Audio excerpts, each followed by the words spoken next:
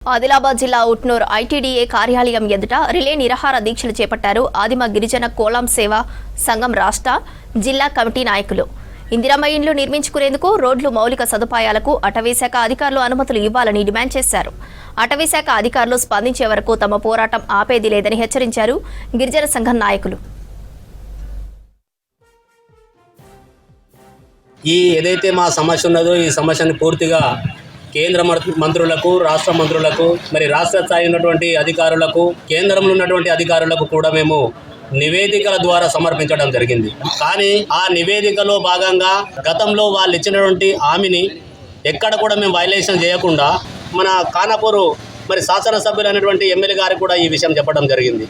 మరి నెల రోజుల్నే ఈ సమస్య పరిష్కారం చేస్తామన్న వాళ్ళు నేటికి కూడా మా సమస్యని పరిష్కారం చేయకపోవడం, అది మరి ఫారెస్ట్ అధికారులకు వినిపించుకొని మరి ఏ విధంగా ఉంది, మరి కోరియర్ అనేది ఏది బఫర్ జోన్ కానీ లేకపోతే టైగర్ జోన్ అనేది ఇప్పుడు కొత్తగా ఉట్టలే.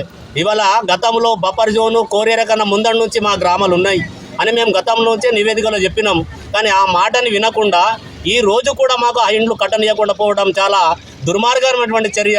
ఇవాళ ఫారెస్ట్ అధికారులు ఏదైతే వాళ్ళ భూమి ఉన్నదో ఆ భూమిని మేము ఆక్రమించడం లేదు, ఈ స్మగ్లర్లకు సపోర్టు చేసి ఇవాళ మా కులం జాతికి ఉన్నటువంటి వాళ్ళని అడవిని ఏ విధంగా రక్షించాలో తెలుసు మాకు. ఇవాళ కొత్తగా నిలపడానికి మేమేమైనా కొత్తగా కాదు, కానీ ఈ రోజు మమ్మల్ని అడవి నుంచి గెట్టేసే ప్రయత్నాలు చేస్తున్నారు తప్ప కానీ మమ్మల్ని శాంతిగా బతకలేకుండా చేస్తున్నారని మాకు తెలిసిపోయింది.